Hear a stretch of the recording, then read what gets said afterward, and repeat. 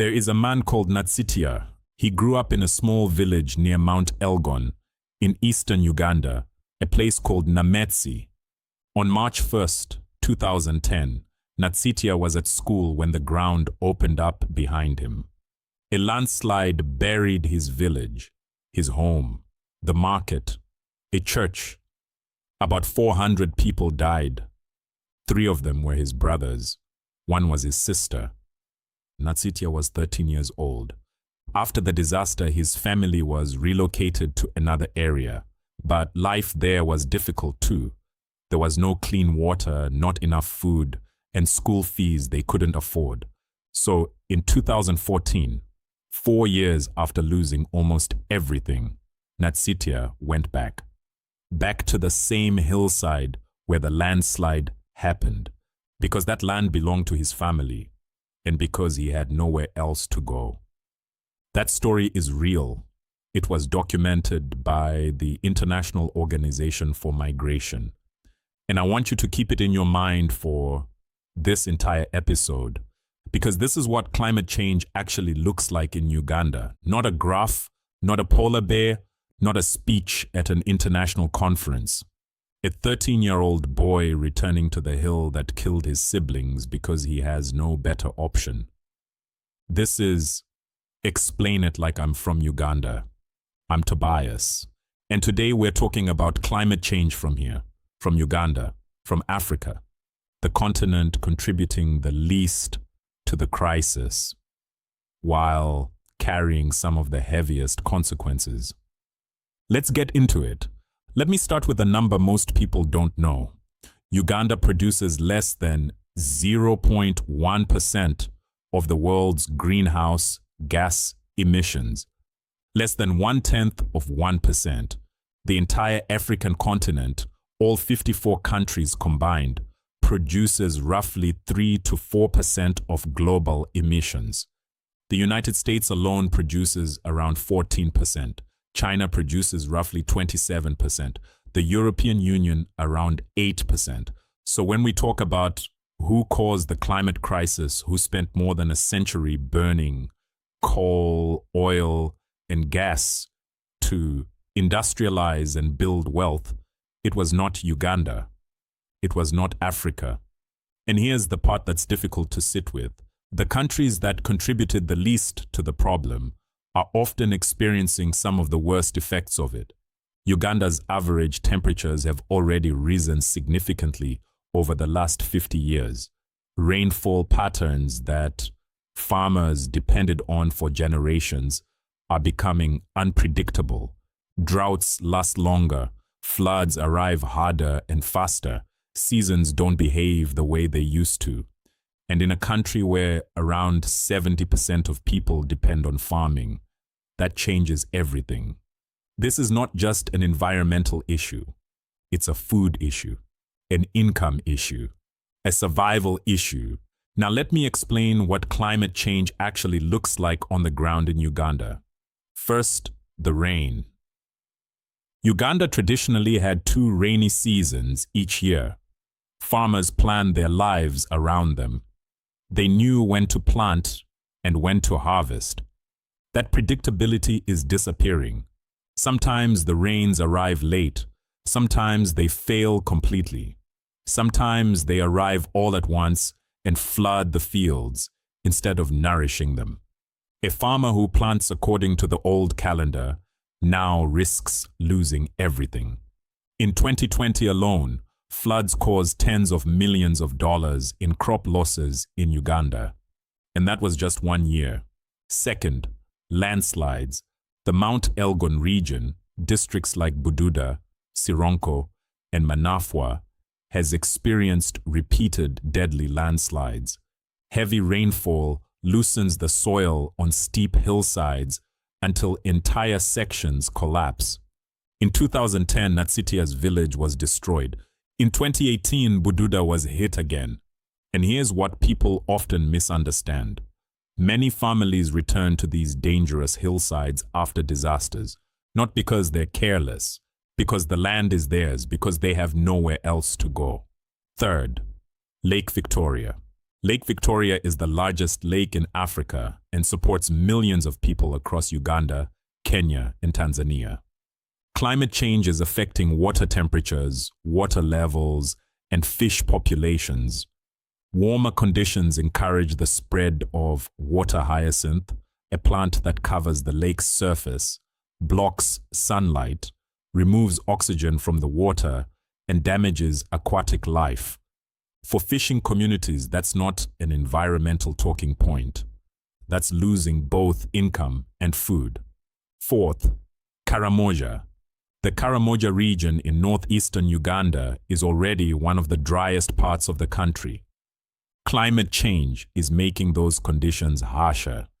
Pastoralist communities are moving further in search of water and grazing land. And as resources become scarcer, conflict increases. Not in theory. Right now, I also want to make the inequality of this crisis very clear.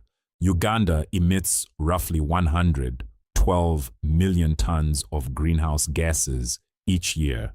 That sounds large until you compare it globally. The United States emits about 5.5 billion tons annually. Germany emits hundreds of millions.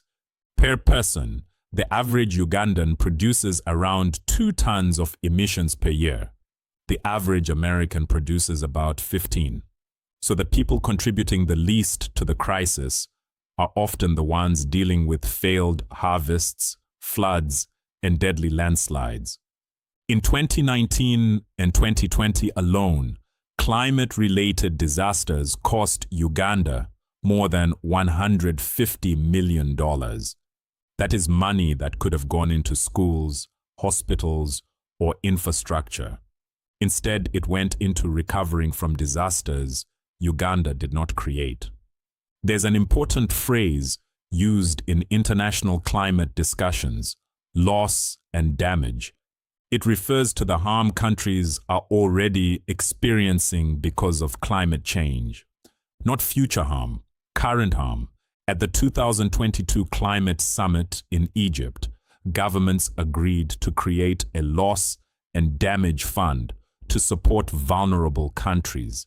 That was celebrated as a breakthrough. But while the negotiations continue, the disasters continue too. Every rainy season, every drought, every landslide. Now let's talk about farming, because this is where climate change becomes deeply personal for most Ugandans. Imagine farming the same land your parents and grandparents farmed before you. You know the weather patterns. You know when the rains usually come. You understand the signs your elders taught you. Then suddenly those signs stop working. The rains that once arrived in March now come in May. Or not at all. Seeds dry in the soil before they germinate. Or the rain comes too heavily and washes away crops, roads, and topsoil in a few days. You lose the harvest, which means you lose the income, which means school fees don't get paid. This is not one bad season anymore. It's a changing pattern. Scientists project that Uganda's temperatures could rise significantly further by the end of the century. Even smaller increases will affect what crops can grow and where. Pests and diseases are already spreading into areas that were once too cool for them. And because agriculture contributes such a large part of Uganda's economy, when farming struggles, everything connected to it struggles too. Markets, schools, clinics, entire communities. Now, to be fair, Uganda is not simply sitting back and doing nothing. The country passed a National Climate Change Act in 2021.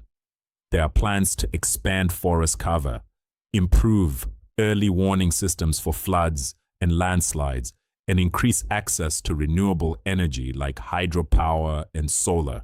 These efforts are real, but they are also expensive. And here's the difficult reality. Much of Uganda's climate adaptation plans depend on financial support from richer countries, support that has been promised repeatedly in international agreements. And too often arrives slowly, partially, or as loans instead of grants. So Uganda is being asked to adapt to a crisis it did not create using money. It often has to borrow. At some point, that stops being just an environmental conversation. It becomes a conversation about justice. Because here's the question I keep coming back to. Every year there's another climate summit, another conference, another declaration. Leaders gather, speeches are made, targets are announced, and then many of the same wealthy countries continue expanding highways, airports, and fossil fuel projects. Meanwhile, a child in Bududa is being told to leave the hillside where her grandmother is buried. But there's nowhere else to go. At this point, the science itself is no longer the argument. Most governments accept that climate change is real. The real argument now is about responsibility. Who should pay? Who should adapt? Who carries the cost? African governments and civil society groups have been asking for practical things, real funding for adaptation, technology that works in African contexts, a functioning loss and damage fund, and meaningful emissions reductions from the countries contributing most to the problem. None of those requests are unreasonable, but progress remains slow. So let me come back to Natsitya. He returned to that hillside in 2014, not because he didn't understand the danger, but because it was home. That's what climate change looks like from here. Not a future crisis, a present one, a daily one, a deeply personal one. Climate change is probably the most unequal crisis on Earth. The people who contributed least to it are paying some of the highest prices for it. And many of the conversations about solving it are still happening in places that haven't yet experienced the worst consequences. Uganda did not create this crisis, but Uganda is living inside it. And honestly, we deserve more than promises that never fully arrive. That's episode 10 of Explain It Like I'm from Uganda. I'm Tobias. And if someone tells you climate change is a problem for the future, tell them to ask the people in Bududa. For them, the future arrived years ago.